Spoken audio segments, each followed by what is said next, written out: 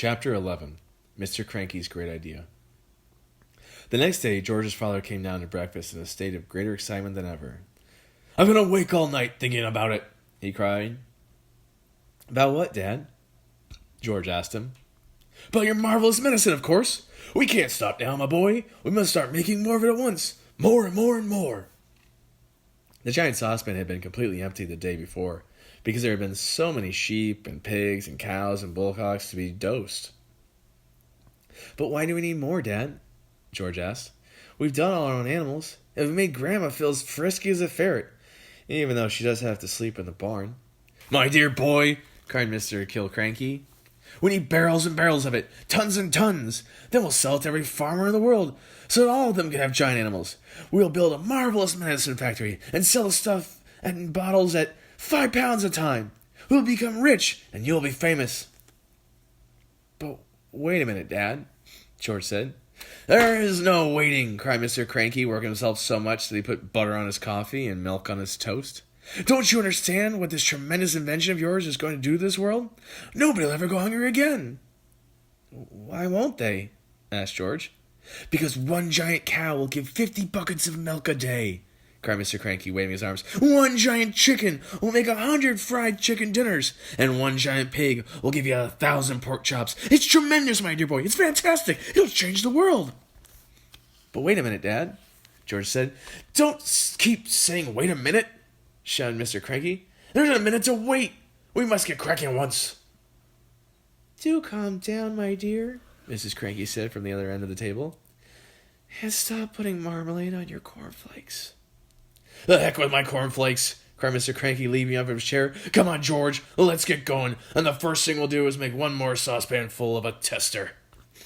"But, Dad," said little George, "the trouble is—" "There won't be any trouble, my boy, Mr. Kranky. How can there possibly be any trouble? All you gotta do is put some stuff in a saucepan as you did yesterday, and while you're doing it, I'll write down each and every item. That's how we'll get the magic recipe."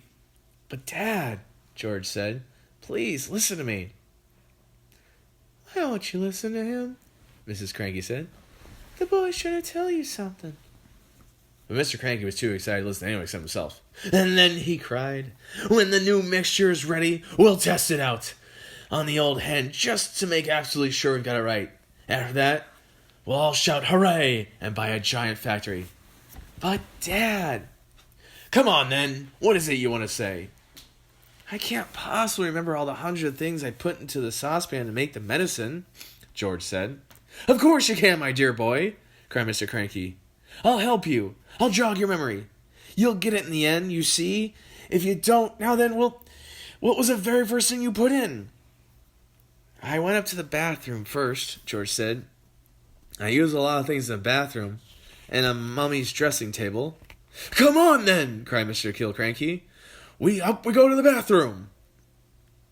When they got up there, they found, of course, a whole lot of empty tubes and empty aerosols and empty bottles. "That's great, Mr. Kranky. That tells us exactly what you used. If anything is empty, it means you used it."